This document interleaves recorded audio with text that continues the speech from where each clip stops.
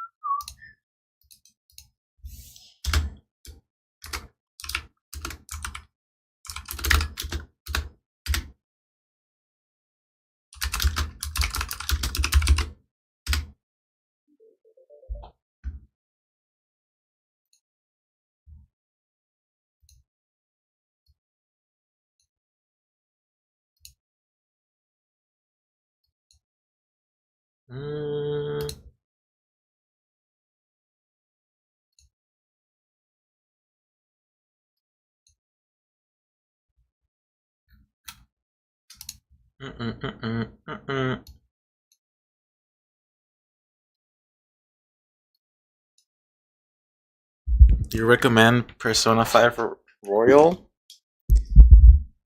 Is that the one that I asked about earlier? Colby. Hold on, let me see if that's the one that I'm because I don't know why there's like, what is it? Also, how's your day, Colby?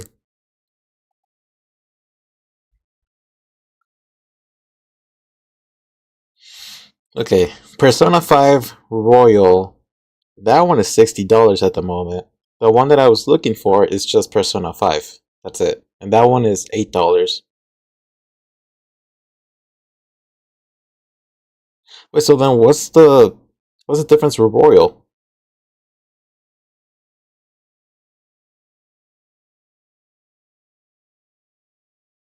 Let me see Royal. Royal.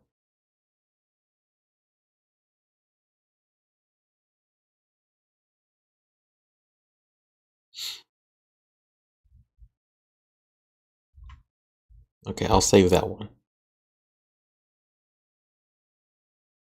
Oh, that's the difference. Okay, wait. This was released when was this released?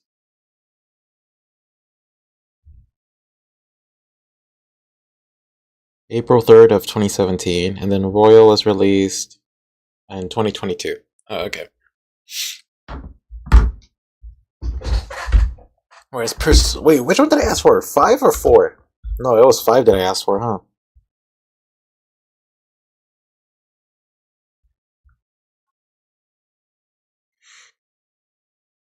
Oh yeah, it was 5. Okay. Okay. What about Persona 4 Golden? What about that one? You recommend that one? Wait, this one was 2023. Huh? What the hell? Persona 4 Revival. Release date to be determined.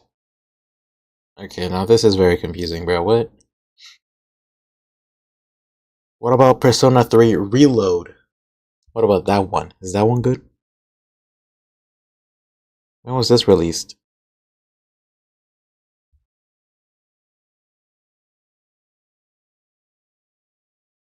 2024.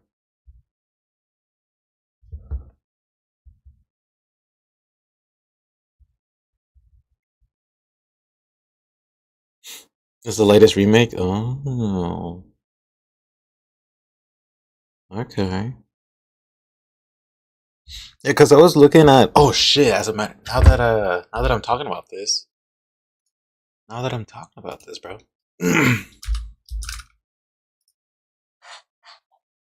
Hold on. I totally forgot to buy this.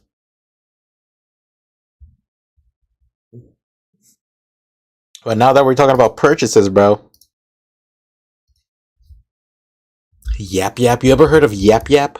That game is fun. I like that game.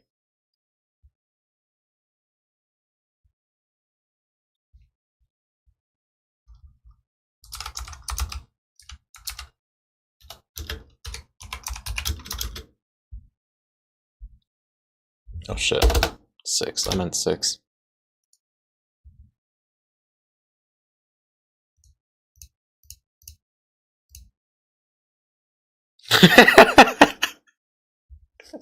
I'm sorry, I'm looking at this. But I heard Yep Yep has a lot of people saying racist stuff. What? Fake news, bro. What? Fake news.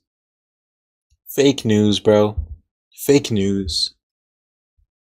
Last time I heard about Yep Yep, bro, nobody was saying racist stuff, so I don't know where you're getting that from. Alright, let's see. Who is this? Jill? Looks like Jill. Alright, let me buy this.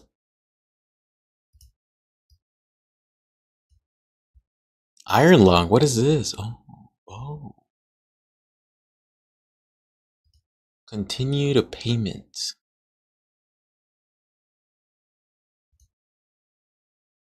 Oh yeah, bro. I just used my 2 cents in my Steam account. Game changer. Boom. Alright, there we go. Alright. Look at this. I bought... Whoa! Oh, never mind. I thought that showed my card. Alright, I got...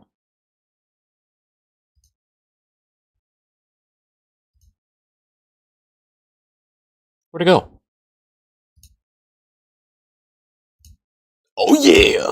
35 gigabytes!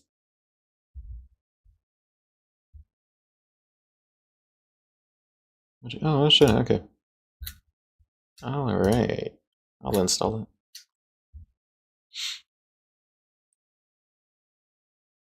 Yo, this one better be as funny as the last one, bro. I kind of want to replay Resident Evil 5, bro. That shit, oh my god. It's so bad. It's literally so fucking bad, but it's such a... It was so fun playing it. Well, my day was long. Today was Lunar New Year, and it was so busy. And yesterday was a Valentine's Day, so we were slammed. Damn, bro. Are you getting bonus pay at least? Or are you getting some Dave's? Are you getting some Dave's hot chicken? Or what, bro? Alright. Alright, I'm gonna start the video. I started this on Twitch last night. Birdie is pretty much just like a... Sometimes they like to self-diagnose, but they call their his parents abusive as fuck, even though they don't do shit. They don't do like any of that bad shit that they claim, and he's been exposed for some very weird stuff. So this is entirely different than low-cal bullshit. Because honestly, I got tired of the low-cal stuff. Boring as fuck. There's nothing to gain from it. So yeah. So now we're doing shit like this. I think I'm just gonna try to cover like the art community kind of shit, like this shit, bro. Cause this shit's weird. Well, only the people that do it. But you know. So here's some 7-year-old footage of that. I'm only going to play a small amount of the 10 total minutes, but I can assure you that both parties involved, that being Birdie and his mother, maintain about the same demeanor the whole way through. My mom is coming down here, hold on. Also, let me know when you want to start RE6. Did you just give our address to Doge Dust? No. Did you give our address to anybody online? No. Tell me the truth. No. My God. Why? Could you go upstairs? No. I'm in the middle of something. Mom, go away. No, I want to know. Please. On Discord. I'm in the middle of something. I want to know. I am... You're done tomorrow night? Alright. Shut. Did you? There are people here. I need to know if you did that. I will tell you after this. No, not after. Around 8 my time, so that's what, like 6 my time? Alright, we can make that work. We can make that work, just let me know. After now. Just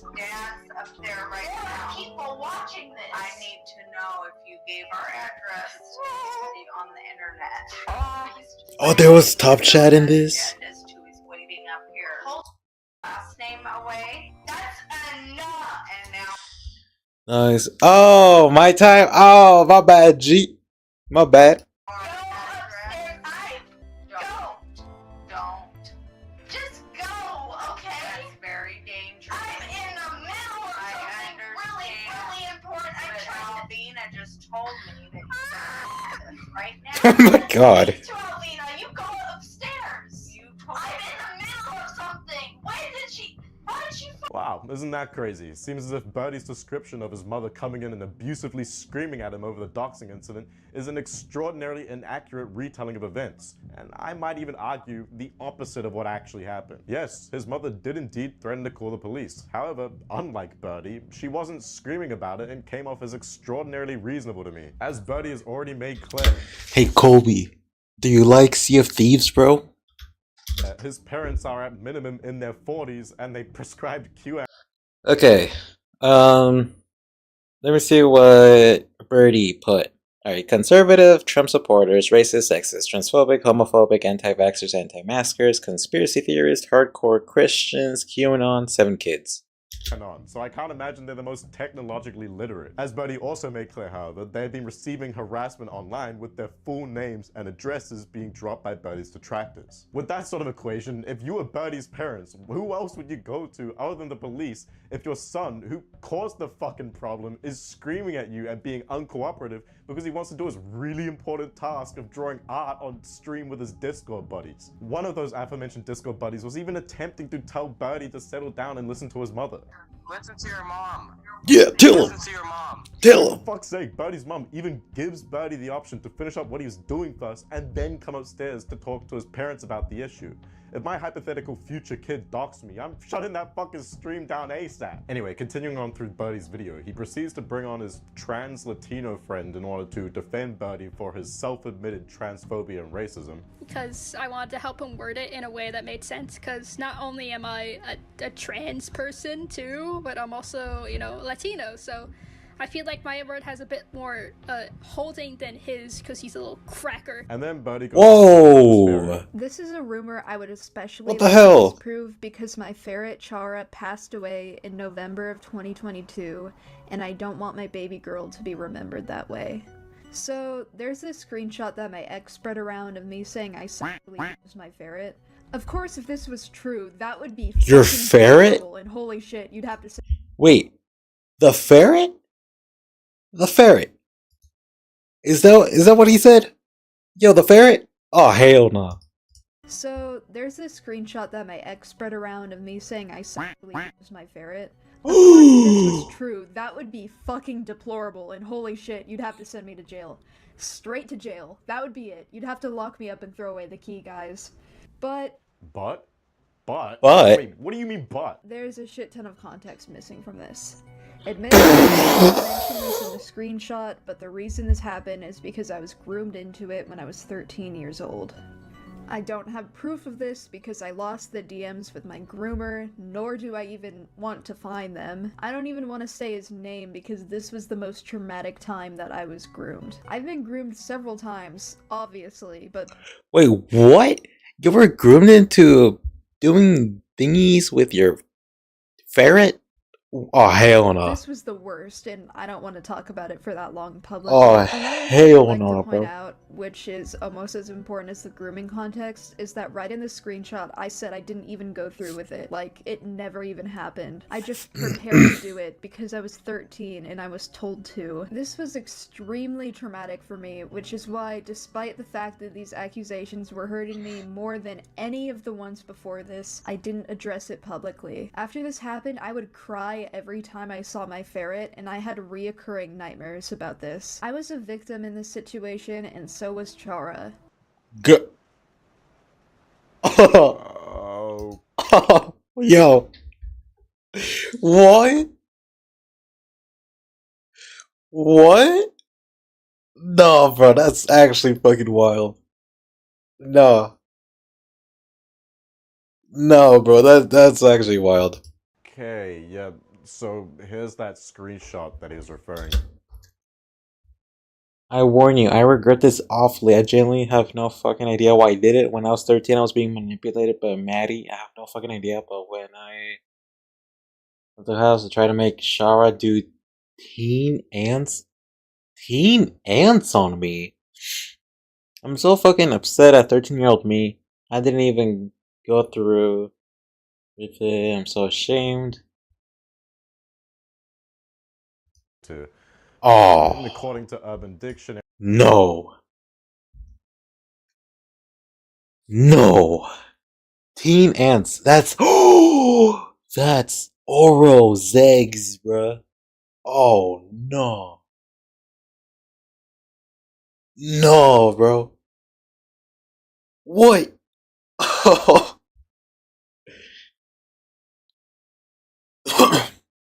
Okay. I have no fucking idea why, but when my family left the house, I tried to make Shara do teen ants on me. I'm so upset at 13-year-old me. I didn't even go through with it. I was so ashamed. I don't, something. Animals. Well, I don't know, whatever. I'm just gonna say it. I don't abuse animals. It was one thing, which, like I said, I have no fucking idea why. I did it. I love Shara so much. I would never do that. Now she's like a daughter to me. I'd never do that again. The poor girl. I thought I'd take the secret to my grave, but now you know how much I trust. I trust? No, bro. Hey, did you log into your old account? That's crazy. teen ants refers to oral sex. So he attempted to fuck his ferret, Chara, in the mouth at age 13. However, claims he was groomed into it, yet doesn't have any evidence of this grooming. Well, there is That's evidence disgusting. other forms of animal abuse, such as Birdie swinging the ferret around, or Chara losing her color and her fur over the course of a year due to being underfed. Those are tales, bro. The other account was doxing your whole name. Right, you just noticed? Which is anyone really surprised? Birdie can't even feed himself, although it does make me a bit questionable of why his parents didn't step I was up about to and ask do you something, about that. especially considering these messages from Birdie in which he claims that Chara's cage got filled with. Actually, yeah, the cage had maggots in it. Once, but twice. It alright. Also, was there ever maggots or fly eggs in Shara's cage at one point? You're gonna use it against me? Someone said there were. Oh, there was like 2 different times, but it's all taken care of, and Shara never got sick from it.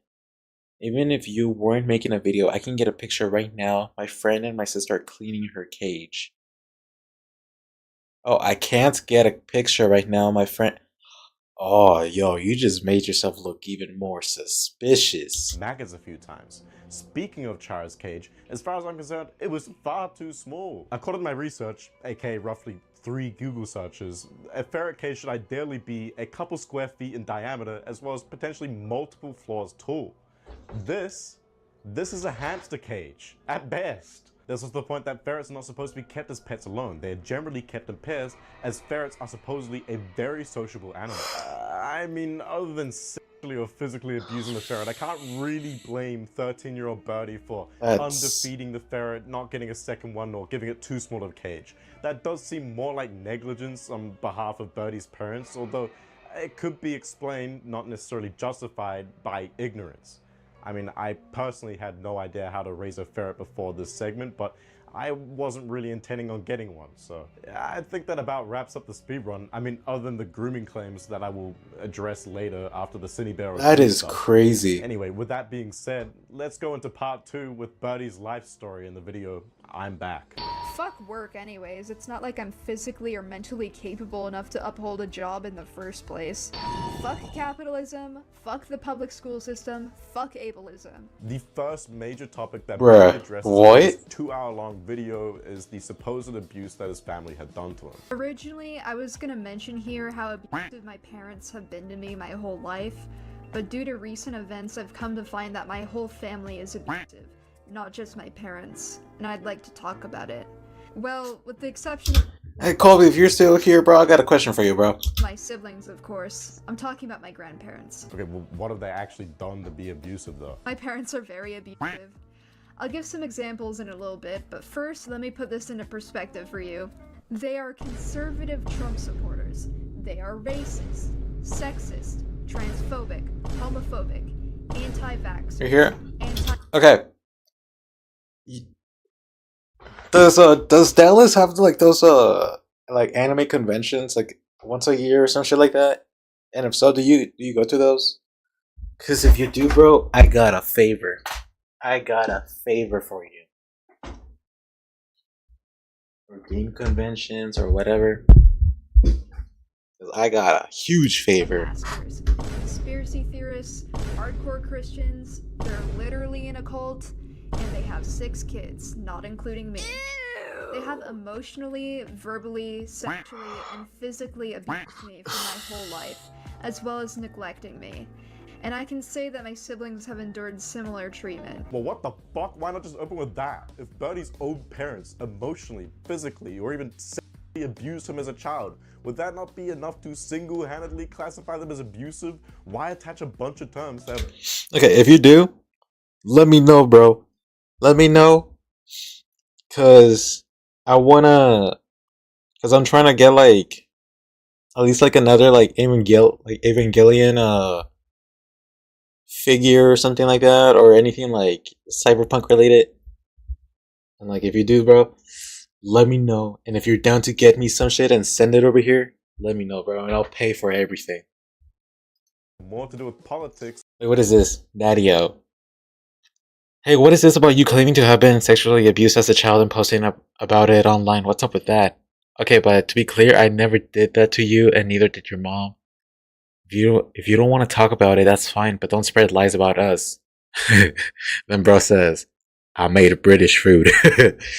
Or ideology. Sure, I don't even agree with their beliefs, or in having 7 fucking children, but that doesn't necessarily classify them as abusive. Oh, hi, Nugget. But it's not exactly evidence of abusive behavior, and if anything, attempting to classify as such just weakens Birdie's argument.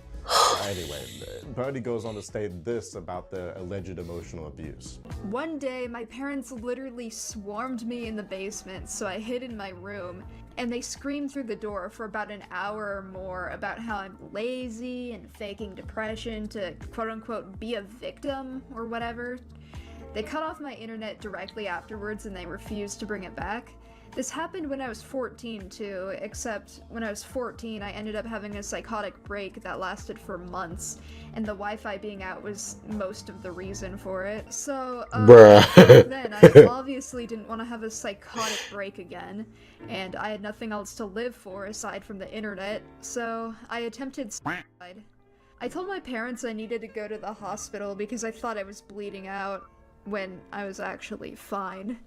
And they refused to give me medical attention, and they laughed at me and even threatened to call the police because I was quote-unquote threatening them to take me to the hospital. The next day, I heard my mom on the phone gossiping to her friends about how I attempted suicide and how stupid I was for doing it, and then treated my dad like a hero for refusing to take me to the hospital. Oh my god, what the fuck? This is giving me a headache. Remember when I'll let you know if there's anyone's autograph you want and stuff? Alright, bet.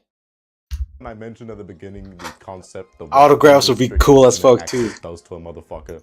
I think I only have one autograph. Yeah, only one autograph for a voice actor. That's it.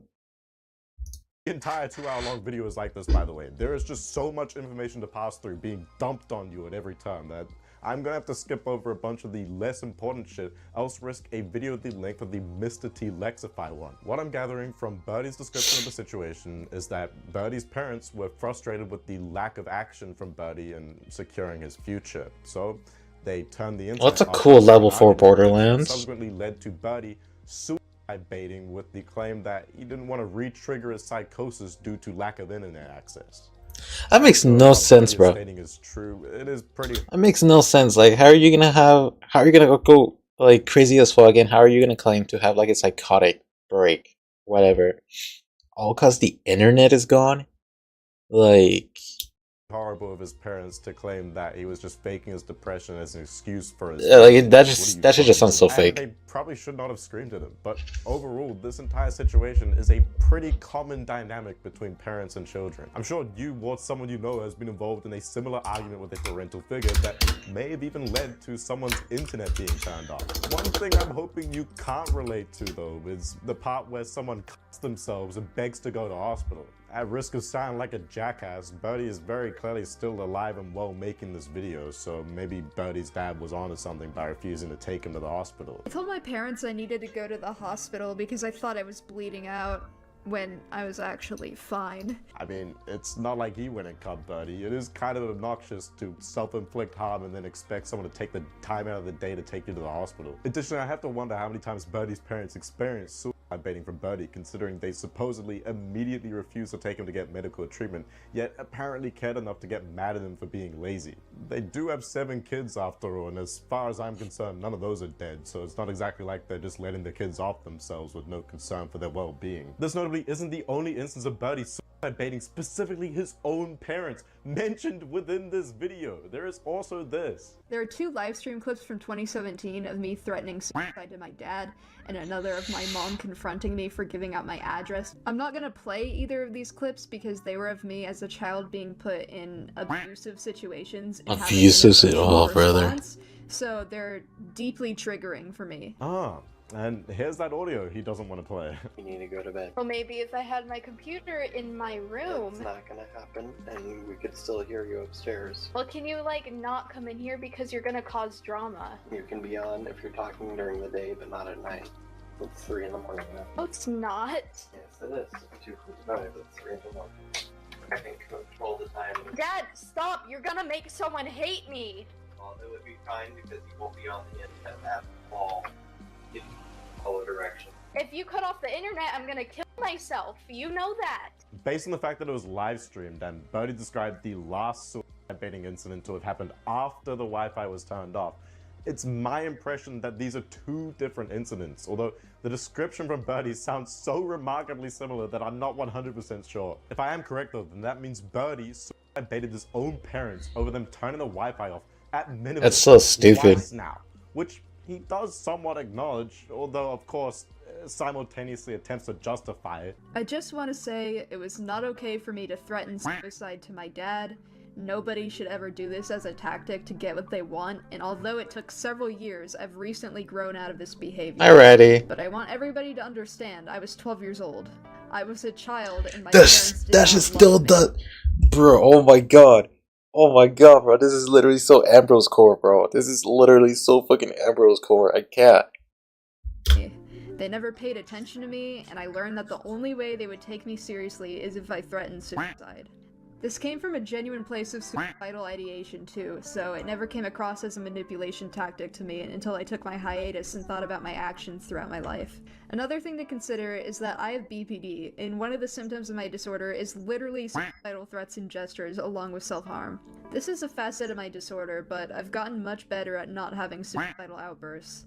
And I can admit that— But it's not even an outburst, bro. Like, that's not even an outburst. Like with BPD, right? Is that what they say, BPD?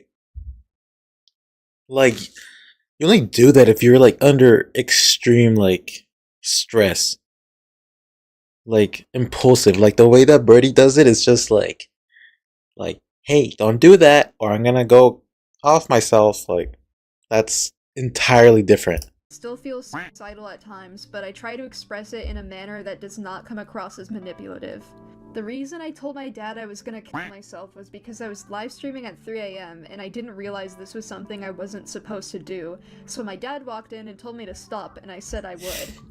He came back later on because I was taking too long and told me he was gonna cut off the Wi-Fi, and I misinterpreted what he said and I believed he was gonna cut off my internet access forever, and I told him if he did that, I would kill myself. I didn't want to be alive if my escapism was taken away, so I lashed out. Oh yeah, grown out of suicide baiting, like as an old set of— Wait, what? I didn't mute during either of these live streams because I was caught up in the moment and I wanted people to sympathize with me. I truly believed that if people saw my emotional responses to these situations that I would be pitied, which is something that I always confused for love. It really is my fault that I decided not to mute the live stream, but at this stage, I didn't Let's have the go. Oh, sorry. Yeah, what the hell happened? capacity to understand what happens when you put out personal things online. This is a concept I didn't even understand until recently. Yeah, I don't know if you figured that out yet, buddy. Let's get back to Birdie's retelling of his life story, shall we? I found loopholes to get my internet back in 2022 without my parents' knowledge, of course. But with my internet taken away, I quickly began to realize the extent of my parents' abuse, and I realized I needed to get away from them as soon as possible. But I was only 16 and I didn't have any friends IRL, so there was nobody to save me. Eventually, an online friend, who I will not be naming here, got in contact with me and offered me a safe place to stay. The issue with this is he lived all the way in Maryland, and I lived in Washington What is that? State, Is that Cinebear? so I would need to prepare to move cross-country. I waited until I turned 18, and I prepared for over a year, all while hiding my plans from my parents. Bruh. I relied on this guy for my own safety, and he began to emotionally abuse me as well. He became my favorite person because guess what? I have borderline personality disorder, which I will talk about more later, which quickly worsened our unhealthy relationship. As soon as I had plans ready to purchase a plane ticket, he blocked me, leaving me in a household with my parents and with no support system at all. He intended to let me stay at his mom's house, and I was under the impression that she knew I would be coming and that she was allowing me to stay there. I learned after the fact that this guy had lied to me and that his mom had no idea about our plans. Like, she just thought that I mean, like, whose mom would invite a fucking stranger off the internet? live there. Although Birdie's retelling of the story does come off as extremely uncharitable, this is an instance where the other party involved, the so-called Maryland dude, has actually come out with his own perspective. Wait. Okay, so Birdie said, "Okay, I'm sick of being this week's hot juicy drama and having the dehumanization, demonization of myself so widely normalized again. People are scraping the bottom of the barrel for rumors. I'm leaving for a bit. I'm leaving for a bit. Goodbye, guys. I'm leaving. Everybody get your shit together. This is just like 2017. Time is a flat circle."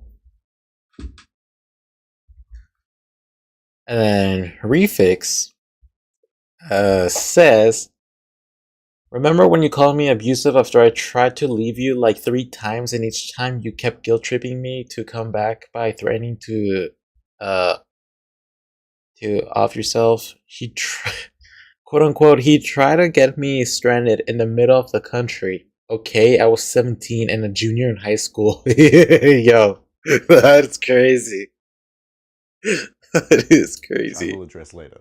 Also, another really weird thing that this guy did is that he kept bribing me with gifts. Like, according to him, he spent either $200 to $400 on gifts from me from like that he planned to give to me when I arrived at his house. Cinebear is an animator, YouTuber for quite a while until she got exposed for being gross towards minors on her server. Ew. And like, even weirder, I have proof that these gifts were real. He ended up sending like 3 of them to me in the mail. And he would hold these gifts over my head constantly to like manipulate me. Like, whenever I did something that he didn't like, he would try to control. Is that a me, Yuri being like, sticker on "Dude, the I spent like bottom right? $300 on gifts for you, and you're gonna act like this? You're such a bad friend." And like, he would They're- keep increasing the price every time. Yeah, bro, you missed the part, yo. That shit was disgusting. That shit was so fucking nasty. He like used this tactic. Like, No, and the fact that like Birdie was like, oh yeah, I never did this shit, but it's not exactly how it happened. And then oh my god, and then all those fucking texts, bro, like that shit was crazy. like it started out as like, I spent $200 on you, and then it went up to like Oh. 400. So honestly, And then he claimed that it was that because he got influenced to do that is not his fault. Like, you knew what was morally right and wrong. I don't know how much he spent on those gifts. Yeah, I mean, with that description, this dude does sound pretty wretched. Holding a gift above someone's head is gross. However, what mistreatment from Birdie was he referring to that Birdie conveniently left out of the story? It might explain why he blocked Birdie the moment that Birdie bought a plane ticket. There is no indication that this Maryland dude knew that Birdie would be buying a plane ticket that day. Yeah, I would probably block some delusional abusive freak too if they suddenly decided to enact years-old plans of flying to my house. Birdie said the plan to live together was originally made when he was 16, and he attempted to enact it when he was 18. It is possible, of course, that they continued to talk about it during that time, but considered Birdie was blocked, I see it as unlikely. Living there. Also, what the fuck is this guy Keemstar when he was reporting on Pyro's 16, 15, 14-year-old French girl? Why does he keep changing the numbers spent on gifts? With how uncharitably Birdie has been so far while describing these stories, I wouldn't be shocked if it's just because he had actually spent more each time he mentioned the number. After all, there are 3 different gifts sent to Birdie and there are 3 different figures mentioned. By the way, just to be clear, I haven't actually read the Maryland dude's perspective as of writing this part of the video. This is all just my opinion and perspective gathered from what Birdie has supplied us with in terms of information. The only reason I knew that the Maryland dude had come out with his own perspective, which later led to me finding it, is because Birdie put this in their video. Wait, what did he put? God damn, bro, this chair sounds like it's about to fucking break any day. Birdie has supplied us with in terms of information. The only reason I knew that the Maryland dude had come out with his own perspective. This is recent on an old vid. This is 9 months ago. Which later led to me finding it is because Birdie Birdie doesn't post anymore. Last post Birdie did was more than a year ago, I believe. Well, you can see Birdie's like the comments on his videos, bro. It's bad. It's really bad because everybody's pretty much flaming him. Okay, we already read that. put this in their video. Meanwhile, as I was dealing with all this, the Maryland dude from before started harassing me privately and leaking my artwork and events publicly and claiming I abused him, which led to a resurgence in Birdie drama despite me being on hiatus and also still healing from what this guy did to me. Oh, and as a final note on this Maryland dude saga for now, at least until I address his side of the story. Of course, this Birdie fucker had to start using psych terms. I never asked for any of the gifts.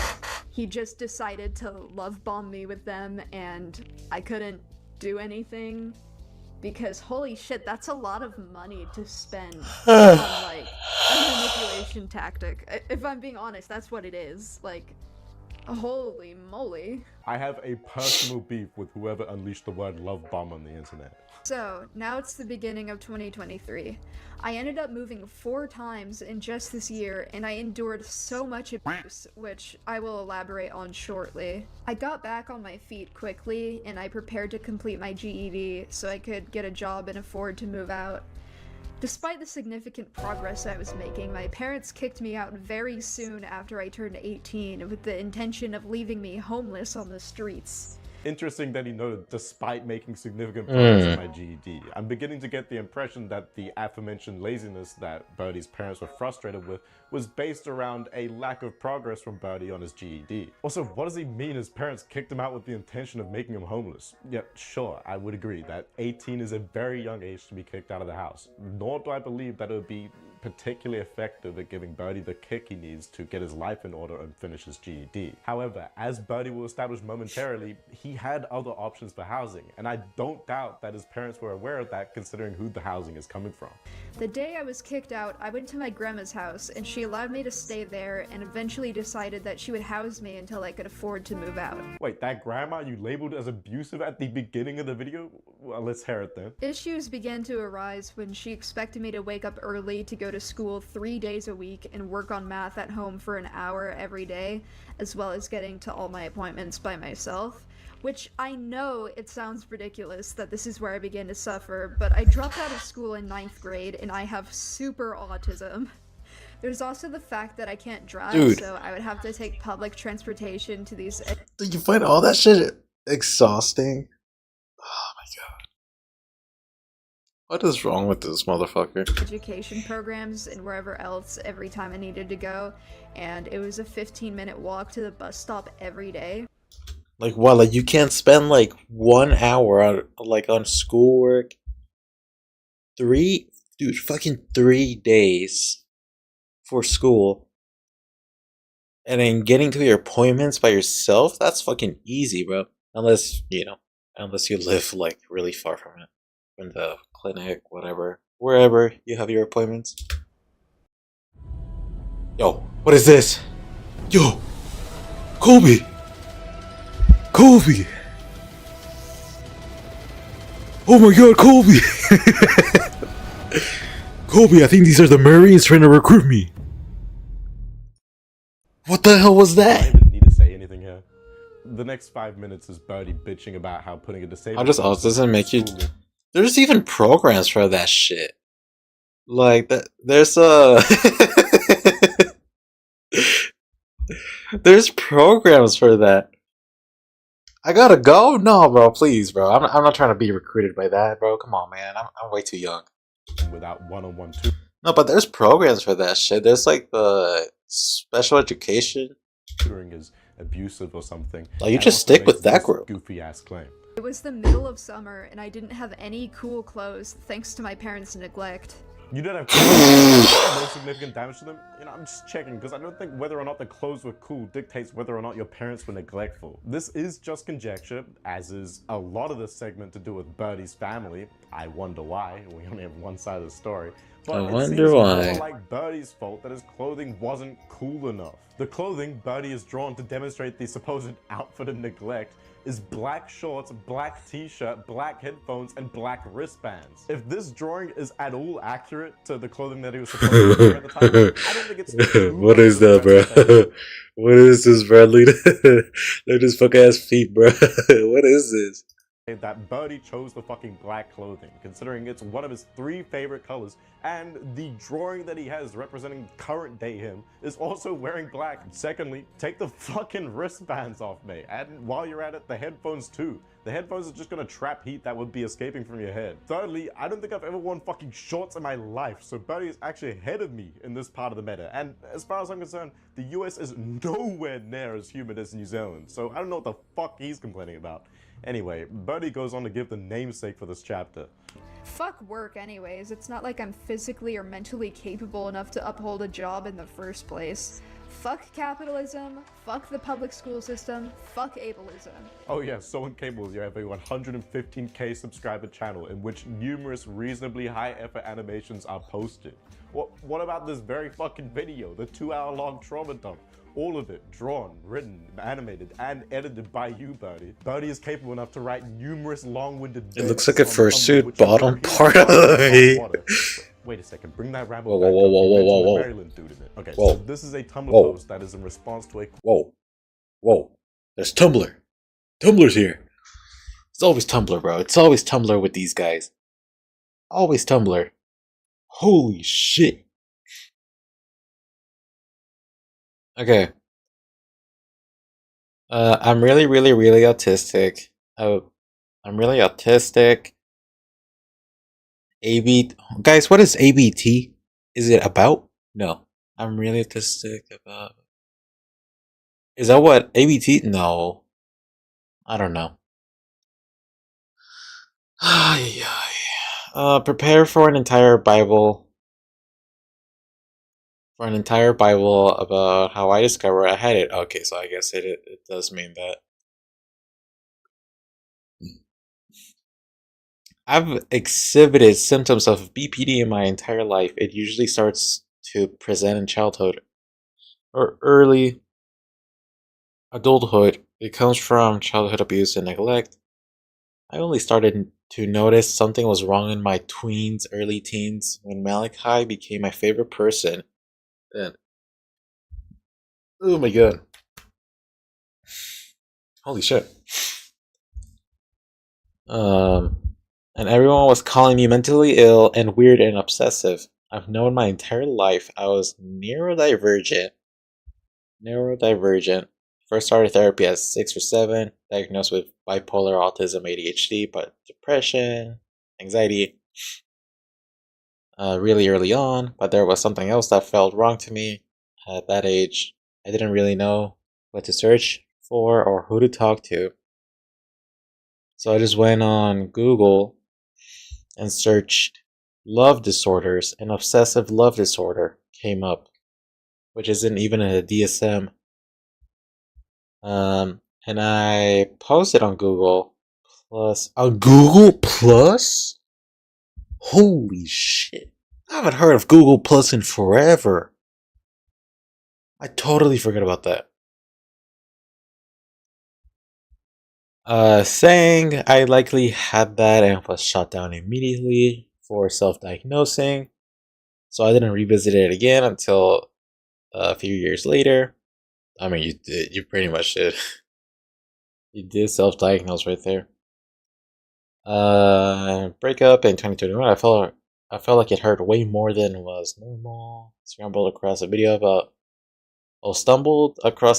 about bipolar disorder. Oh no, my bad.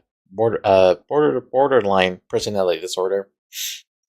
During that time period, ended. The fuck? Move your fucking arm. I'm impulsive. I have angry outbursts. Constantly sewer slidle. Use SH. I have extreme mood swings. I don't know who I am. I've always just mirrored other people. I disassociate. I have black and white thinking. I view people as all good or all bad, and I split. I have consistently unstable relationships. I get attached to people more than I should be and have a paralyzing, nauseating fear of abandonment.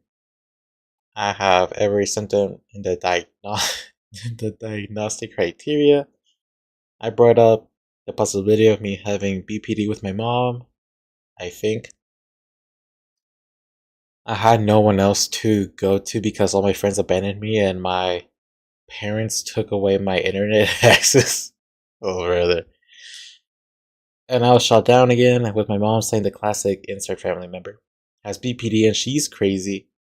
You're normal. Stop pretending there's something wrong with you. If you had BPD, you'd be vindictive,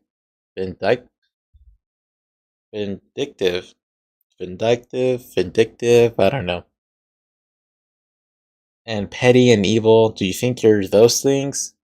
Once I figured out how to get my internet access back, Maryland dude forced the BPD label on me because he wanted to explain my abusive behaviors. He was abusing me, but I tried to gaslight me into thinking I had a victim complex and that it was the other way around. Oh my god, bro, there's so much. I'm not gonna read the other one. Question about BPD, and while that is what the majority of the post addresses, Birdie also elaborates, stating that around the time that he lost internet access, he began thinking that he had BPD, which he brought up to his mother, who shot the claim down. Upon getting access to the internet again, without his parents' knowledge, as Birdie keeps clarifying, he also got in contact with the Maryland dude who forced the BPD label on. Wait, hold on. Okay, let me read the very last label.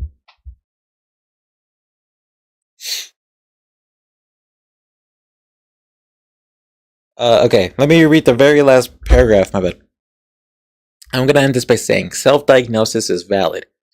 It's so hard to get a BPD diagnosis because it's so demonized and stigmatized that even those in the mental health system are ableist towards the disorder, and those who have it, diagnosis is not always an option with disorders like BPD, and that's so frustrating. It's so hard to find help because everyone thinks you're crazy, but you're not crazy. I love all my fellow BPDers. I know how agonizing it is to live this tormented life. If you suspect you have BPD, the BPD community welcomes in. Gang. So you basically just self-diagnosed.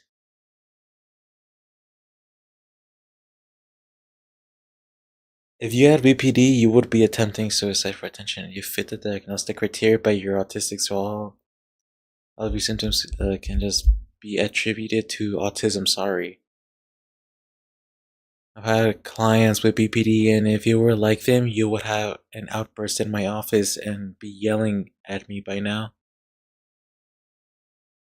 Which is true. Damn, so okay. So somebody gives him the BPD label, or like sticks it to his forehead, and then he goes all around saying, "Hey guys, look at me! I have BPD, guys! I have BPD."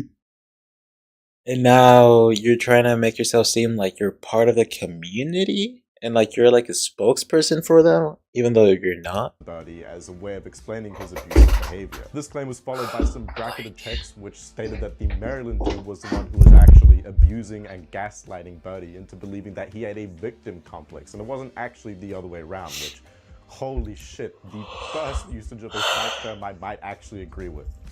The gaslighting claim from Birdie, the victim complex claim from the Maryland dude. Also, despite the fact that Birdie alleged the Maryland dude had forced the BPD label onto him, Birdie did actually end up being diagnosed with BPD in 2023 by a psychiatrist, which he even acknowledges in the same Tumblr post. It seems as if the Maryland dude sure as shit had Birdie figured out in at least this regard. Ah, okay, I see. The dude did actually come out with his own perspective on the story, and that was on Twitter with notably substantially more evidence. Oh, so even this guy knew. To start off, the Maryland dude, aka Refix, claimed that Birdie was most definitely the one who was at fault. One example of how would be when Refix attempted to distance himself from Birdie due to his increasingly deranged behavior. Birdie threatened to kill himself and sent a photo with cuts in his arms, and proceeded to label Refix as abusive. Okay, hold on.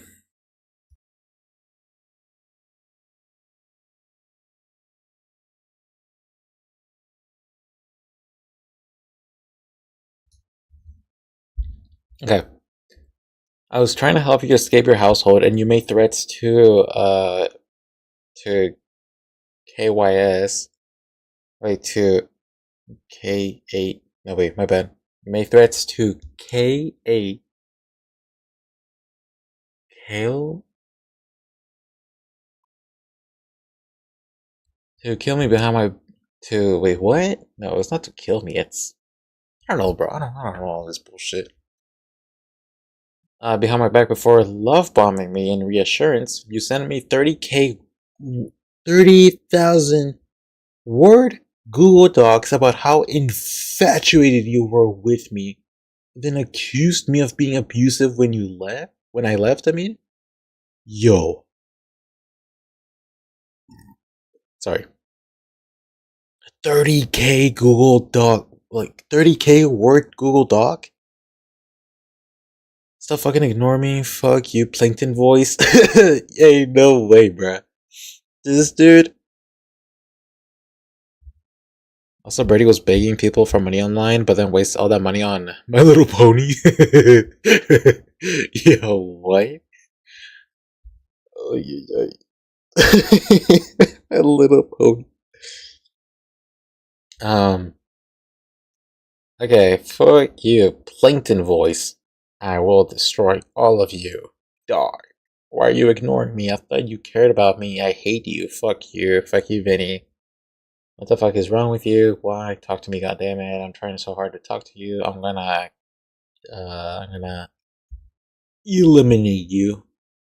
You threaten sewer slide whenever I try to leave this abusive cycle.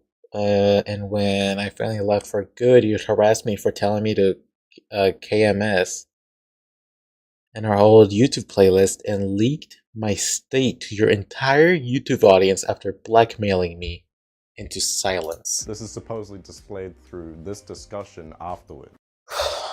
No, bro. No, bro, this is... You don't have to apologize. Are you okay? How's your arm? What prompted you to do that? My arm is fine. Everything scabbed overnight. Honestly, okay, you know what? I'm not gonna read that.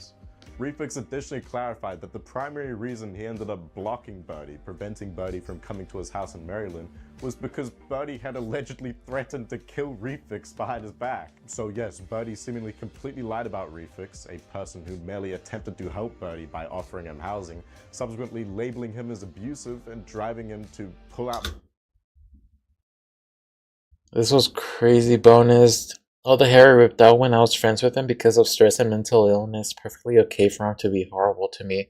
But then there's reactionary abuse. Suddenly I'm awful. I literally saved all the hair I ripped out in a grocery bag for 2 years because I thought nobody would believe me if I ever said anything. The only reason I found out I had kidney atrophy was because I was throwing up because of stress from him and got a CT scan. I have OCD and this is one of my stress compulsions. Because of because of Birdie, I had ripped out 2 full grocery bags worth of hair. I was doxxed. I put off driving school until I was 18 because I never had the time when I was with him. I had to take summer school for the first time in my life.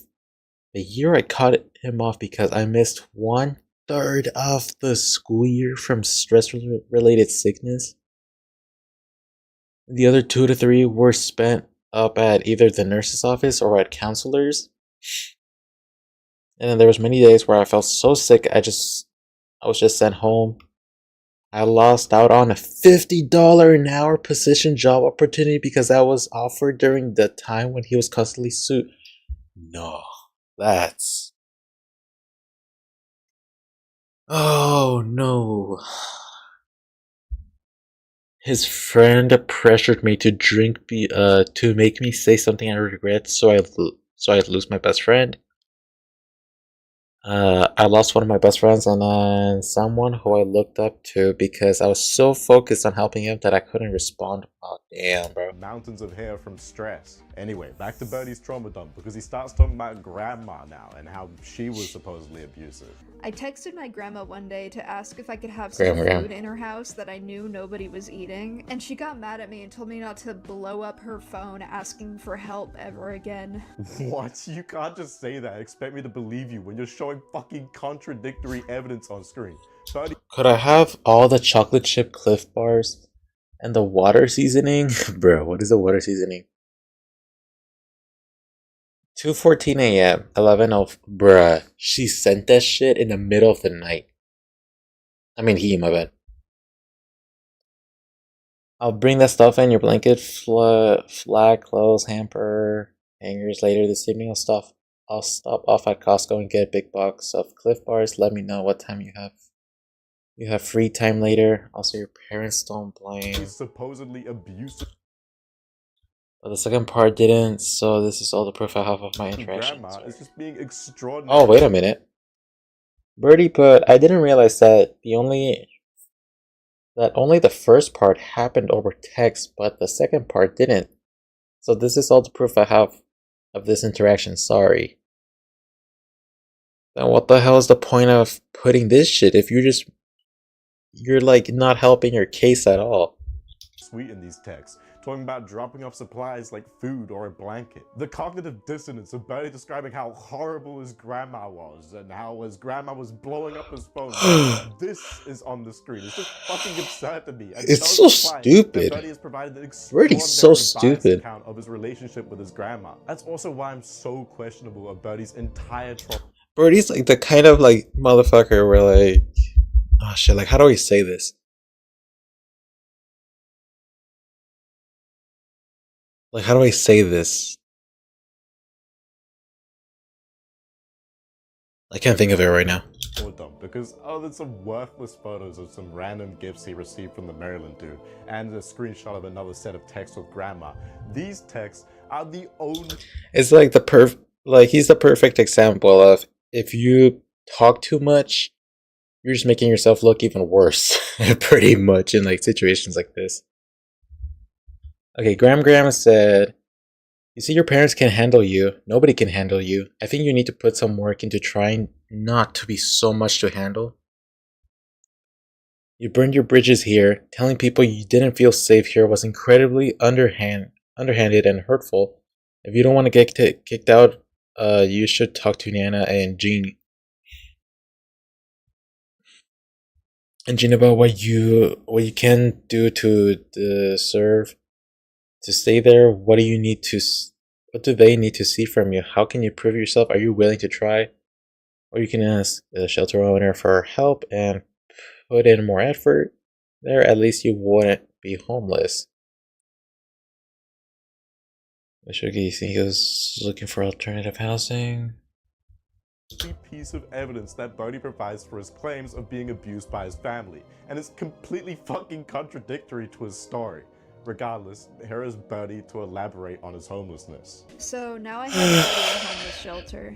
It wasn't a regular homeless shelter though, it was a homeless shelter / mentoring program, which basically means that it's a homeless shelter except with responsibilities, and the owner basically chooses your life path for you, with the threat of sending you to a lesser homeless shelter if you didn't follow through with the goals he set up for you. Perfect environment for an abused, burnt out, mentally ill, paranoid dude, right?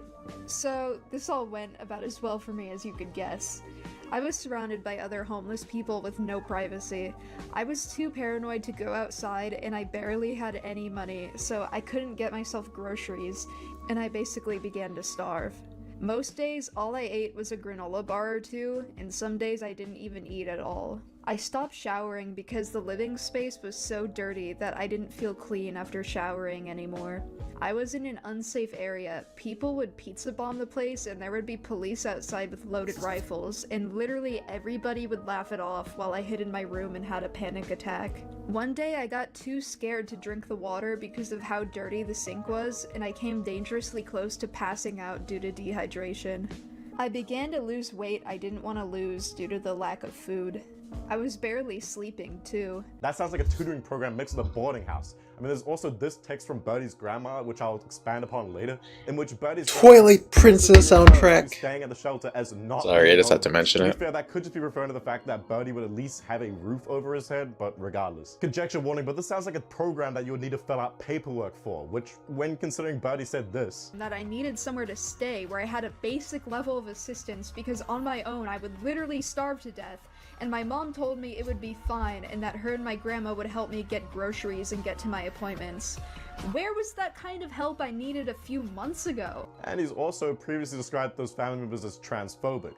Wow, why is this relevant, you may be wondering? This isn't even mentioning the transphobia I experienced at the shelter. Literally everybody there would keep misgendering me, including my lesbian roommate. Like, dude, you're LGBTQ, you should know better. The owner introduced me to everyone with my dead name behind my back for literally no reason. Like, there wasn't even a legal reason for him to do this. The reason I say this segment is conjecture is because there isn't evidence that there was any paperwork involved. However, if there was, I don't think it's too much of a stretch to assume that— I forgot to mention, they put me in a girl's room. LMAO, my grandma said if they didn't, I would weird out the boys. It was Birdie's family that filled it out. And considering they're supposedly transphobic, I don't think it's too much of a stretch to say that they would have put his birth gender on there and not his transition gender. So despite saying that there was no legal reason for it, I can definitely envision there being one. On my last day there, the owner admitted he called me Jack instead of using my pronouns because, quote, "It's annoying how often trans people change their pronouns and it's too hard to keep track of."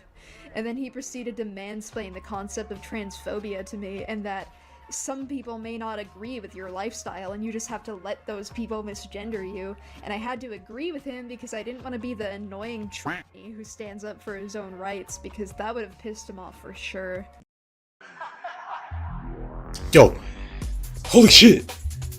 Oh my god, get this away from me. To be clear, because it's important to establish for this next segment, Birdie is a trans man who was born as a woman. With that established, yes, obviously, that would suck if the shelter management and residents were intentionally dead-naming and misgendering Birdie. However, with how uncharitable his retelling of the story has been, especially in regards to his grandmother, I'm dubious of the claim's validity. Also, even in Birdie's description of his interaction with the shelter manager, other than maybe the comment about how annoying it is to keep up with people's updated pronouns, The shelter manager sounded relatively reasonable. I mean, yeah, it is just unfortunately a fact of life that people will not agree with Birdie's lifestyle and as a result will intentionally misgender him. And that's just something he has to put up with or risk other consequences for reacting. Additionally, Birdie did put this text on screen which claimed his grandma told him that they put him in a girls' dorm in order to not make the boys uncomfortable. So clearly his family was at least aware of the situation. Regardless, Birdie goes on to talk about his escape, if you will, from the homeless shelter. I was completely alone and I was seething with rage. I knew I needed to get the hell out of that place before I ended up killing myself, so I contacted Anna. I told her about my situation and she offered to come pick me up. I arranged for her and her husband to come pick me up and house me, and I didn't tell anybody in my family or anybody at the shelter until the day before she was showing up because I knew they would try to keep me at the shelter. Of course, when I told the rest of my family, they were pissed. So my Nana arrived and I got the hell out of there. I began staying at her place and I quickly realized this was a really bad idea. They had me live in their garage, and the room that they placed me in had no locks and no doors. My Nana and her husband very quickly became abusive. Her husband would yell at me and— What is up with fucking Birdie always having to call everything abusive, bro? Oh, you're making me do the dishes? You're abusive. shove me and tug on my clothes and chase me in my room. I would hide under the bed from him, but he would just keep yelling. He would call me retarded and swear at me and yell. Every time I would go nonverbal, he would start screaming at me and my Nana would ask me why I wasn't normal, and she would enable him by telling him I was doing it on purpose because I didn't like him, which is rich coming from her, considering she also suffers from autism and BPD and psychosis as well. Like, why aren't you normal, Karen? You guys have no idea how long I've wanted to make that joke. Her name is actually Karen. Wow, more supposedly abusive family Wow. members who are seemingly MI6 when it comes to covering up evidence of their supposed abuse. Anyway, this next claim in regards to Birdie's Nana is honestly the most bizarro world thing I think I've ever witnessed. Every week, when her husband would threaten to kick me out, I would present options of places for me to stay. I told her I could stay at a motel until my roommate came to pick me up, and she would come up with all sorts of bullshit to prevent me from having a safe place to stay. I would give her options, but she would say weird shit like she could take me to Oregon so I could live at her unfinished beach house despite her being unable No, to please buy it. get away from She my offered state, to bro. buy a house in my hometown so I could stay there. She told me to just get an apartment by myself. Like, come on, in this economy, with the disabilities that I have, being unemployed?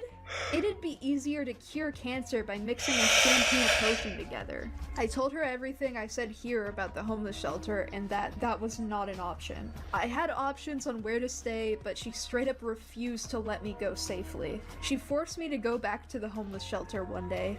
I didn't have a choice because I had no method of transportation. There weren't any public buses in the area. I was literally in the middle of nowhere, by the way.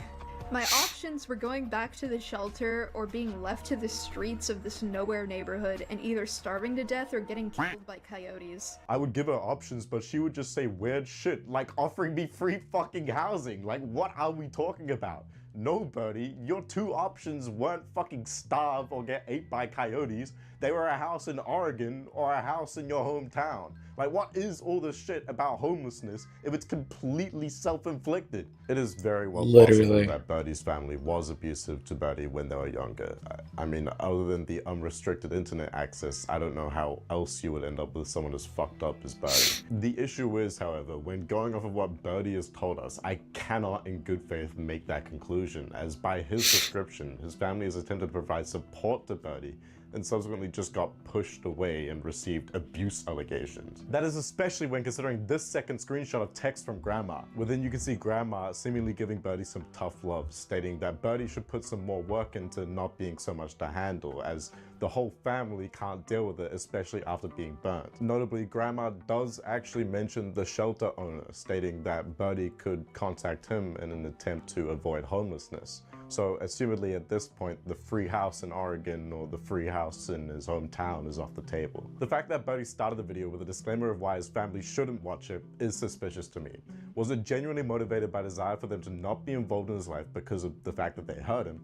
Or was it just because he baselessly slanders them for the next half an hour and doesn't want to suffer the consequences of them watching it because he might actually be made homeless then? Based on the fact that we only have one side of the story, and when considering both substantial pieces of evidence that Birdie provides contradicts his narrative, I'm inclined to believe that it's an extremely biased retelling of the story that paints everything in the absolute worst possible light. And I'm fairly certain Birdie's recent life story isn't the only instance of him dishonestly framing a situation in order to paint himself as the victim. Regardless, at threat of being kicked out of his nana's place, Birdie takes his grandma's advice and contacts the shelter owner. However, for whatever reason, also states that he has accommodation from CineBear03, who he also reached out to around the time. I got so desperate I texted my mom and my grandma for help. And my grandma told me that it was my fault for being kicked out again and yada yada, and to call the owner of the shelter so I could go back. My mom told me to go back to the shelter too. I told them both why that wasn't an option and that I needed somewhere to stay where I had a basic level of assistance because on my own I would literally starve to death, and my mom told me it would be stupid, fine bro. and that her and my grandma would help me get groceries and get to my appointments. Where was that kind of help I needed a few months ago? Why are you all of a sudden willing to help me?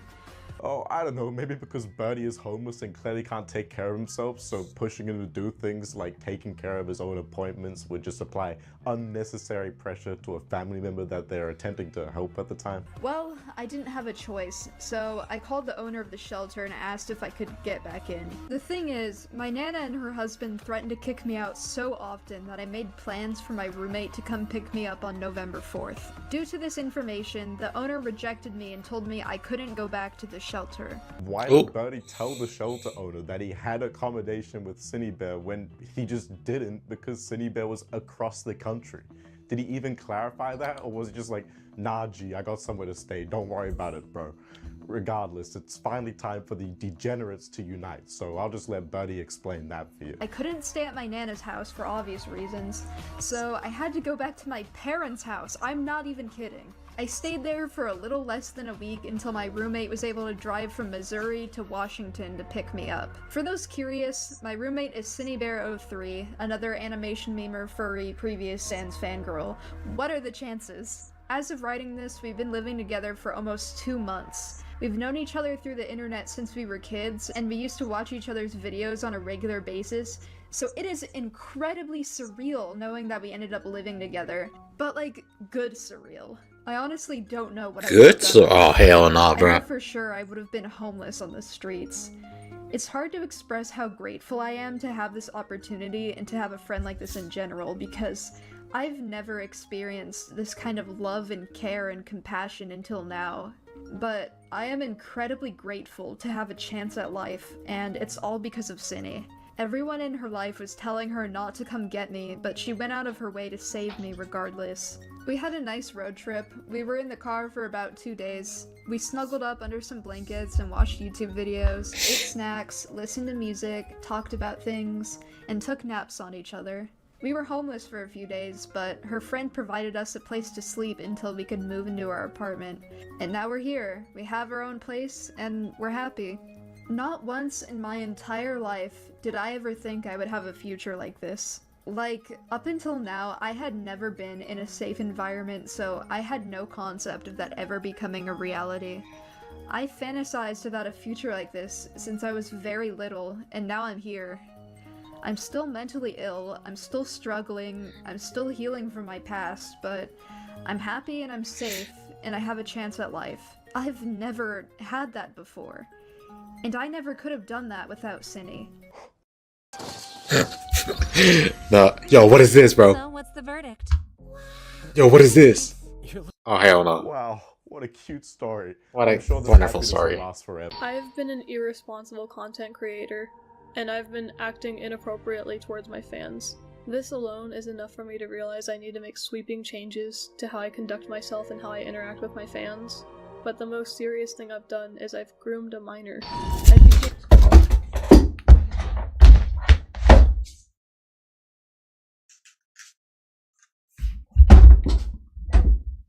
No.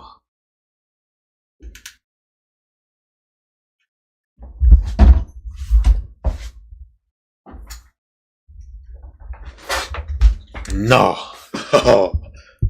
No, son. What? No, wait. There's no way I heard that right. Oh, wait, hold on, bro. Nah. Hold up. Happiness will last forever. I've been an irresponsible content creator, and I've been acting inappropriately towards my fans. This alone is enough for me to realize I need to make sweeping changes to how I conduct myself and how I interact with my fans.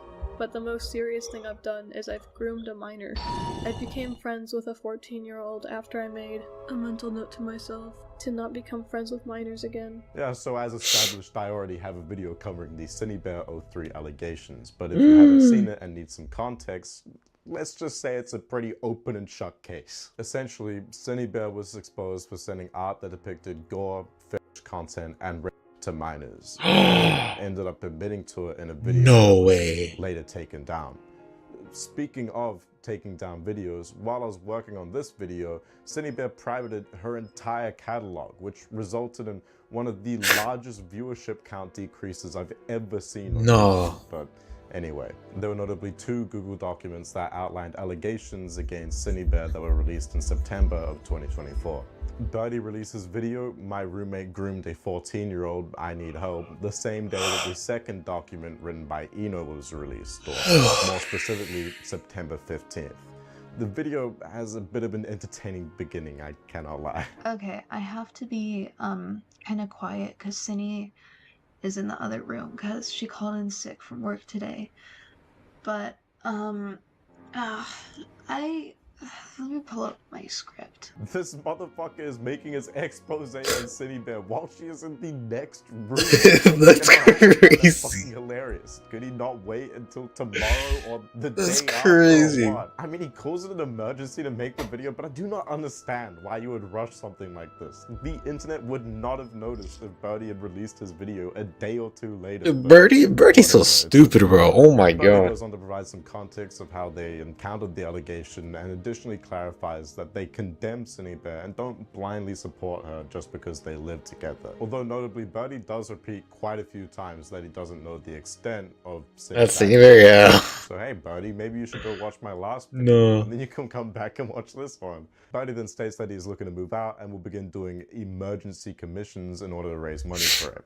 That isn't his only intended method of fund acquisition though. If you want to help me get to a safe place, I've set up a GoFundMe. I've never done this before, so hope I'm doing it right. All expenses will go towards me moving to another place. Ah, well I suppose that's a potential motivation for why Birdie goes to No, the he barely started talking about CinnyBear. Yo, that's just crazy, bro. It seems likely to me that he wanted to capitalize on the recency of the allegation in order to get donations from people who didn't know any better. This campaign ended up raising a total of 11,110 USD. However, I've seen several claims with evidence that the money did not get used as advertised and instead went towards furthering My Little Pony merch. No, wait, this is what you were talking about. Hi, Jack. You don't know me, but I've been following your socials and story for quite some time now. I'll cut to the point, as I don't fully believe you'll respond to this message, but hopefully you'll consider it at least. I've been led to believe that your GoFundMe money has been used for other things rather than getting your stable housing, getting on your feet. Rather, it's been used on merchandise for My Little Pony stuff, which goes against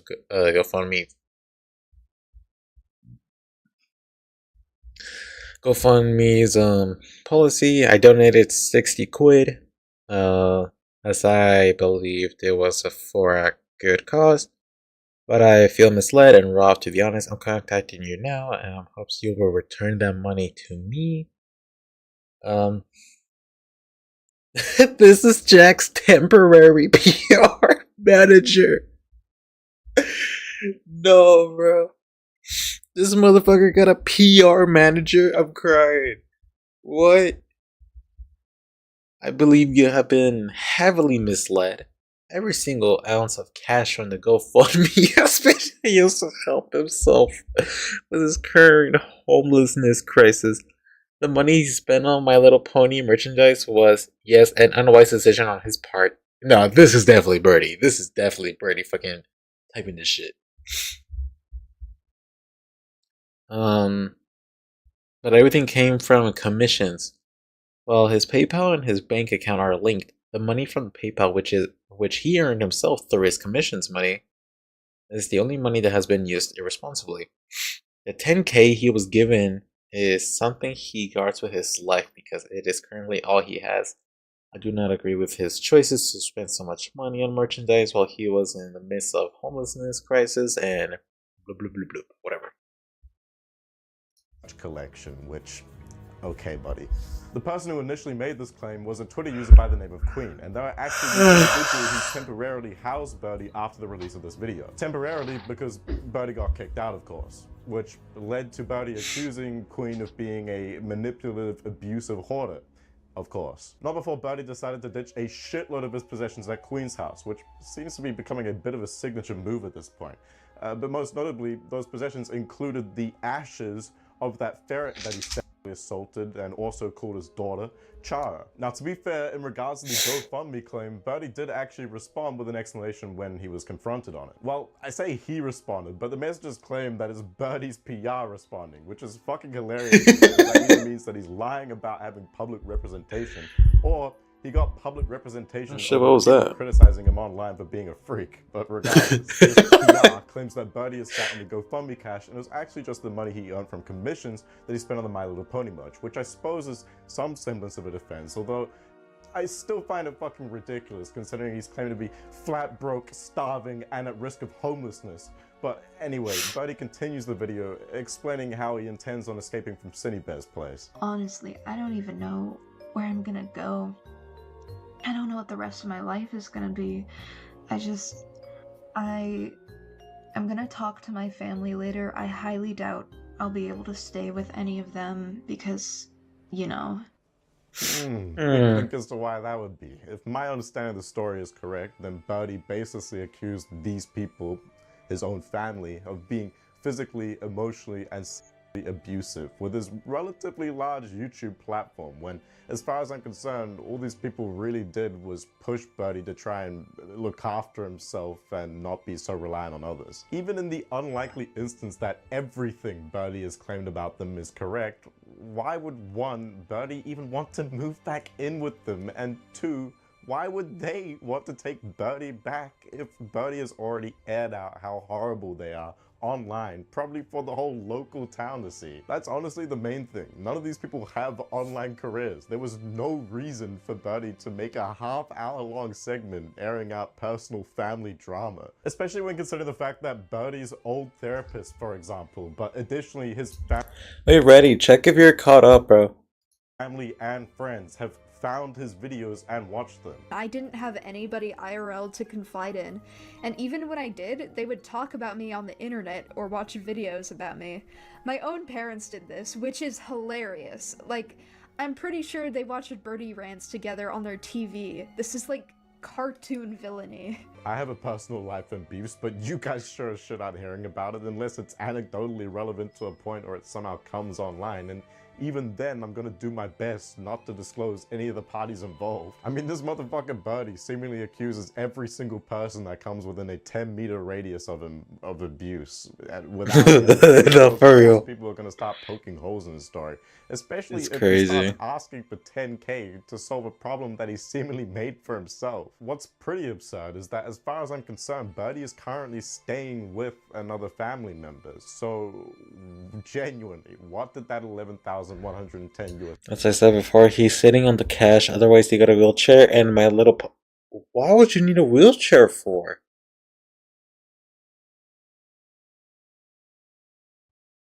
I would know because I was one who found it and drove him to the spot. And then shoved the wheelchair into his what? Into his sedan. What? Anyways, I even took a pic. It wasn't his exact wheelchair, and he spent like 320 on a different one. But it was still around the price. Nah, that's crazy. go towards other than My Little Pony merch? Because The it's fuck would you silly need a to wheelchair publicly for? advertise housing or food, which I would say, if is the case, makes the campaign a stunt. Either way, seemingly right before Birdie released his "My Roommate Groomed a 14-year-old I Need Help" video, he accused Cinebear of sexual assault, which he included the audio of in the video. This whole thing has made me realize that you have been inappropriate with me too. Wait, how? You know how I told you not to like poke me in the butt or like on my crotch and you still do it? Oh, I. Wait, I'm Do I do it sorry. in the crotch, Ellie? Wait, wait a minute. No, wait, hold up. Hold up. Wait, what did I just hear? What did I just hear, bro? Sexual assault, which he included the audio of in the video. This whole thing has made me realize that you have been inappropriate with me too. Wait, how? You know how I told you not to like poke me in the butt or like on my crotch and you still do it? Oh, I. Wait, do I do it in the crotch, Ellie? Like, I don't know, sometimes you still make jokes about like fingering me and stuff and you ask me to sit No, I'm just saying if you're caught up because I don't know if your messages are delayed. I'm just asking.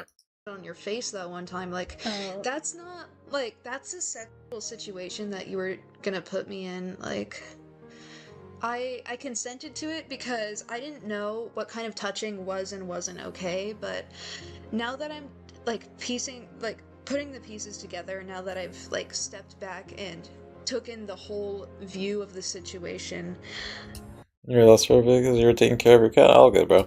you haven't been treating All good, a all lot good. of people right. Like, your hypersexuality can only go so far. Like, at this point, you're taking advantage of your fans, and you've taken advantage of me, and I'm gonna be honest, Cindy, I don't want to live with you anymore. Oh my god. I'm sorry. I draw a line here. I can't have you doing these things with kids. I can't live with someone who is taking advantage of children. I I can't. don't want to anymore. But you still do. You don't want to anymore. You can't undo this. Like, you have done this with so many people, and The Yowie thing, bro. it's okay.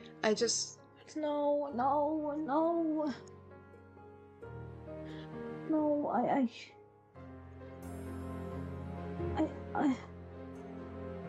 It's okay. I want to be better. I want to do better. I want to do You can't come Gang. back from this. You Gang, can't. this is come back. cringe. You can. It's okay, but No. Cindy, Jack, I cannot lose you.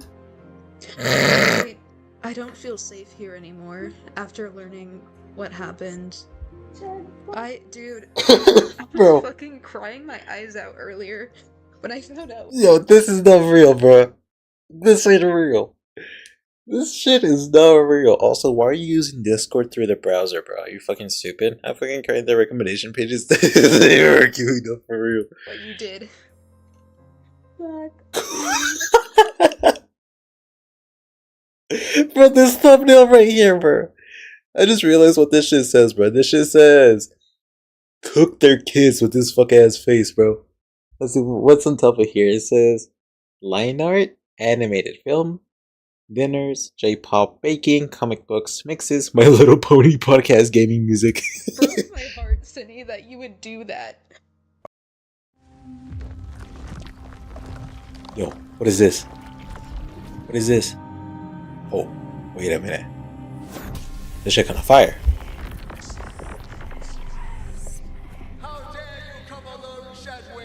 Oh. Oh, hello.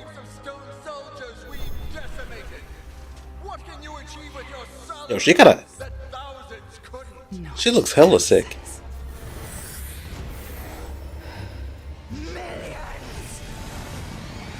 Oh, that's fire, bro. Oh, that's fire.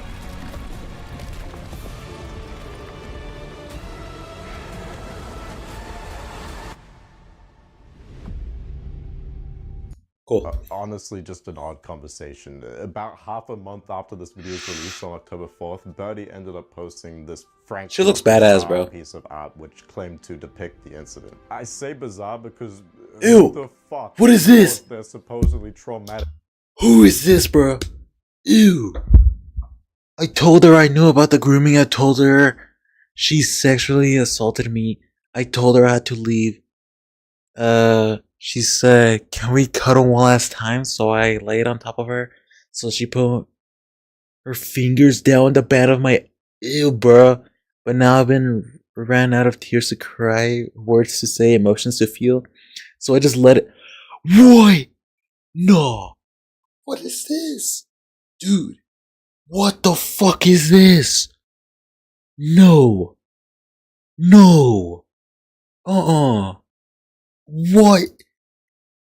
Because who the fuck draws their supposedly traumatic sexual assault? I at least don't think I've seen that before, but regardless, Birdie proceeds to include these messages from Cindy Bear in which she attempts to defend herself. As with a lot of the story, this is another instance of he said, she said, as a lot of the evidence that Birdie presented, I would say, doesn't really indicate that a sexual assault did or didn't happen. However, I do have to point out how convenient this timing from Birdie is. Don't get me wrong, Cindy Bear is a freak who has sent inappropriate messages to a minor, but if she also sexually assaulted Birdie, why is that only coming out now when it's a convenient career move for Birdie? Also, right when I got finished recording, Cindy said this to me when I went to check Discord, so yeah. But like, I need to get out of here. I don't feel safe here anymore. The public needs to know this information.